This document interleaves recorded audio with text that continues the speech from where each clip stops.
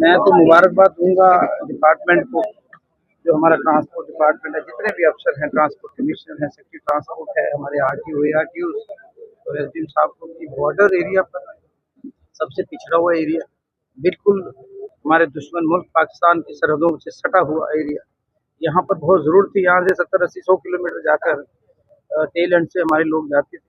इन्होंने एक विजन है ऑनरेबल सीएम साहब की, पिछड़े हुए एरिया से हमें डेवलपमेंट शुरू करनी है। तो ये एक स्टेप है उस तरफ, और मैं उम्मीद रखता हूँ कि हमारे लोग जो मैक्सिमम फौज में है वो अपना रोजगार शुरू करेंगे। जम्मू जाने की जरूरत नहीं होगी। यहाँ पर थोड़ा सा बाजार का भी माहौल अच्छा होगा। कभी जंग हो जाती है जो हम चाहते नहीं है, तो यहीं से तैयार होकर इमीडिएटली 7 दिन की ट्रेनिंग के बाद हम टैंके भी चला लेते हैं। हम सर्दी लोग हैं, हम डरते नहीं। This is a great gift to the people of border people and आप सबको बधाई।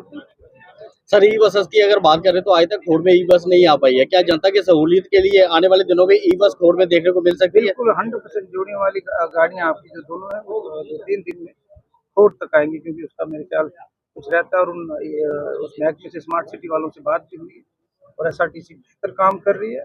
चाहे वो बिल्कुल लास्ट एरिया है, खुई मिला से लेकर सेरी पलाई से लेकर संडला से लेकर सुंदरबनी से लेकर कठाड़ से लेकर इस कॉन्स्टिट्यूंसी में जितना हो सकता है हम कर रहे हैं। और आने वाले दिनों में उमर अब्दुल्ला साहब की क़यादत में हम 200 गाड़ियों का काफिला और ऐड करने जा रहे हैं, और मुझे उम्मीद है उससे लोग। सर, जिस तरह से कोर्ट में एआरटीओ कार्यालय खोला गया, बॉर्डर इलाके के लोगों को क्या कहना चाहोगे? मैं उनको कहूँगा कि जो कमियां रही पिछले 10-11 सालों में, उनको कोशिश करेंगे। चाहे इंडस्ट्री सेक्टर है, चाहे स्पोर्ट्स सेक्टर है, चाहे हेल्थ सेक्टर है, बहुत ज़्यादा इम्प्रूवमेंट की ज़रूरत है। हमने कोशिश की 4-5 महीनों में यूटी के मैंडेट के तहत जो हमारे पास लिमिटेड हमारे पास पावरें हैं, उसमें रहते हुए हम कोशिश कर रहे हैं कि बेहतर से बेहतर रोजगार का कुछ साधन भी प्रोवाइड करें और उनको अपने पाँव पर खड़े होकर खुद सक्षम होने में मदद। थैंक्स।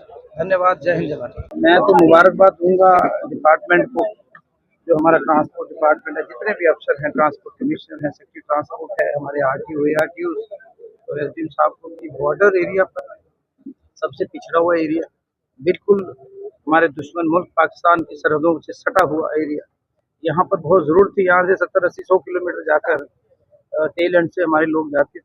इन्होंने एक विजन है ऑनरेबल सीएम साहब की, पिछड़े हुए एरिया से हमें डेवलपमेंट शुरू करनी है। तो ये एक स्टेप है उस तरफ, और मैं उम्मीद रखता हूँ कि हमारे लोग जो मैक्सिमम फौज में है वो अपना रोजगार शुरू करेंगे। जम्मू जाने की जरूरत नहीं होगी। यहाँ पर थोड़ा सा बाजार का भी माहौल अच्छा होगा। कभी जंग हो जाती है जो हम चाहते नहीं है, तो यहीं से तैयार होकर इमीडिएटली 7 दिन की ट्रेनिंग के बाद हम टैंके भी चला लेते हैं। हम सर्दी लोग हैं, हम डरते नहीं। This is a great gift to the people of border people and आप सबको बधाई। सर, ई बसेस की अगर बात करें तो आज तक खोड़ में ई बस नहीं आ पाई है। क्या जनता की सहूलियत के लिए आने वाले दिनों में ई बस खोड़ में देखने को मिल सकती है? बिल्कुल 100% जोड़ने वाली गाड़ियाँ आपकी जो दोनों हैं वो 2-3 दिन में खोड़ तक आएंगी, क्योंकि उसका मेरे ख्याल कुछ रहता है। और उस महकमे से, स्मार्ट सिटी वालों से बात भी हुई है और एसआरटीसी बेहतर काम कर रही है। चाहे वो बिल्कुल लास्ट एरिया है, खुई मिला से लेकर सेरी पलाई से लेकर संडला से लेकर सुंदरबनी से लेकर कठाड़ से लेकर इस कॉन्स्टिट्यूंसी में जितना हो सकता है हम कर रहे हैं। और आने वाले दिनों में उमर अब्दुल्ला साहब की क़यादत में हम 200 गाड़ियों का काफिला और ऐड करने जा रहे हैं, और मुझे उम्मीद है उससे लोग। सर, जिस तरह से कोर्ट में एआरटीओ कार्यालय खोला गया, बॉर्डर इलाके के लोगों को क्या कहना चाहोगे? मैं उनको कहूँगा कि जो कमियां रही पिछले 10-11 सालों में, उनको कोशिश करेंगे। चाहे इंडस्ट्री सेक्टर है, चाहे स्पोर्ट्स सेक्टर है, चाहे हेल्थ सेक्टर है, बहुत ज़्यादा इम्प्रूवमेंट की ज़रूरत है। हमने कोशिश की 4-5 महीनों में यूटी के मैंडेट के तहत जो हमारे पास लिमिटेड हमारे पास पावरें हैं, उसमें रहते हुए हम कोशिश कर रहे हैं कि बेहतर से बेहतर रोजगार का कुछ साधन भी प्रोवाइड करें और उनको अपने पाँव पर खड़े होकर खुद सक्षम होने में मदद। थैंक्स। धन्यवाद। जय हिंद, जय भारत।